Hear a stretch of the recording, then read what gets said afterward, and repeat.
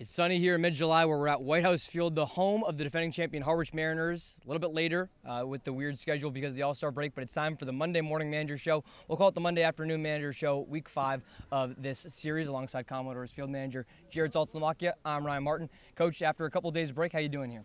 Well, it's a well-deserved break. I think these boys last week were a little bit hurting, and 2 days off is good to rejuvenate the brain and the body. So we're looking forward to a good week. Yeah, 2 days off. Not every Commodore was off, though, especially Falmouth being well represented in the All-Star game this past Saturday at Red Wilson Field. Most notably, it's Antonio Morales taking home West Division MVP. You called him our guy last year. What did you see from him there in the All-Star game? Tone's great, man. He did a great job. I think he started to find something on Friday at Hyannis, and then just took it into the All-Star game. Just taking what they're giving you, pitches away, just shoot it the other way. He's so dynamic. He can do so many different things. So just getting on base, makes your team better. So that's what he did. Morales, the Maryland outfielder, winning West Division MVP with those 2 hits. He was one of 9 Commodores playing in that game. How cool is it to see Falmouth well represented on the field and in the stands with some good fans? Oh, it's great. It's my first time going through the process of picking the players and, trying to, vouch for them and fight for them. And I didn't have to fight very hard for any of them, to be honest with you. All of them are well-deserving. They went out there, did a great job. You're in the best of the best. So, as a hitter, you just try and make sure you don't get hurt. And that was kind of my message to them. Go out there. If you're a pitcher, pitch, throw strikes, do what you got to do, but don't get hurt. Hitter, same thing. Don't get hurt. We need you for the last 2 weeks. Saw those 3 pitchers in Trevor Ballmer, Joe Sabbath, and Jacob Schultz. You saw Micah New as well starting in center field, but a pretty poor showing for the Cape League's home run leader in the home run derby. You give him any trash talk after that? He set the bar so high. Yeah. So, I guess at that point, anything he did that wasn't a home run is considered bad. But no, Micah did a great job. He played center field well. All those guys, Bear got in there, and it was a late nod, but he was able to get in there, hit a home run dead center. So the boys showed well. Yeah, it was good to see, and for Micah New overall, too, testing his hand at the Major League Baseball draft, but now back here in Falmouth. Serious MVP candidate. How nice is it to have him back in the lineup? Oh, it's great. We had such a good thing going with him, and I felt like he sparked our lineup. He was obviously a threat at any point in the game. He could bunt, he could run. So having him back, just his personality. He's a glue guy. He definitely keeps the team kind of loose and playing well. You think as a guy who didn't hear his name in the Major League Baseball draft, but was expecting to do so, maybe more of a chip on the shoulder you're seeing from Micah coming back?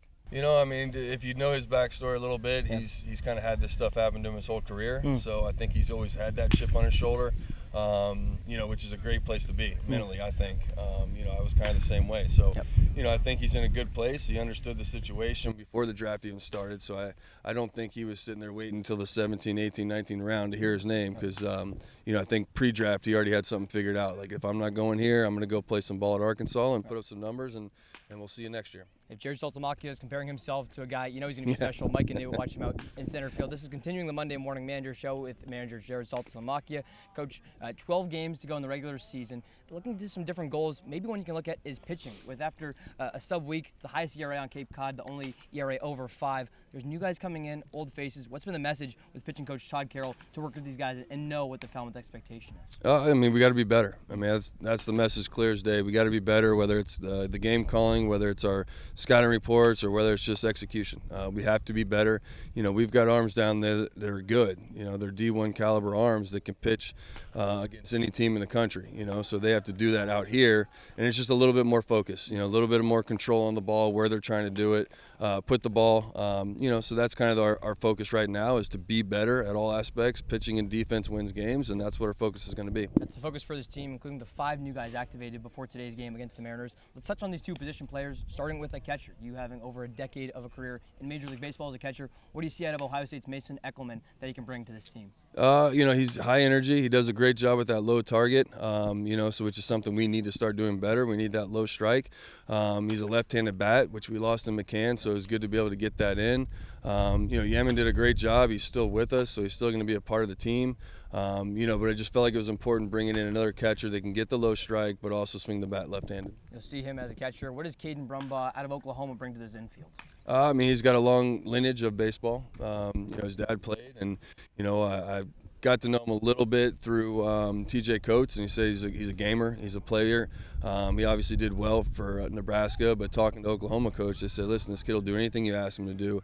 He is a great college player. He'll go out there and put great at-bats together. He'll run hard and, play good defense, and that's kind of what we need. The Sooners have a great history here in Falmouth. Excited to see what Brumbaugh brings. Coach, last one from me. 12 games left in the regular season. What's been the message so far for a West Division that's razor tight and every game starting to really matter? It's crazy. I don't think I've ever seen it like this since I've been out here for the past 3-4 years. We still have to focus one game at a time. We have to win this game, and then we can worry about tomorrow. But these divisional games are so important. The last thing you want to do is start looking into the seedings and the rankings and seeing, hey, did Bourne lose against Hyannis, or Katua, did they lose tonight? Like, you don't want that. You want to put it all in your destiny in your hands, and that's what we're trying to do, is focus one game at a time and win. Starts one game at a time for the Falmouth Commodores. That begins tonight at White House Field in the last matchup against the defending champion Harwich Mariners. That'll do it for episode 5 of the Monday Morning Manager Show. We appreciate your patience due to this All-Star game delayed week. That's first-year Commodores manager Jarrod Saltalamacchia. We'll have Mariners versus Commodores coming up at 6:30.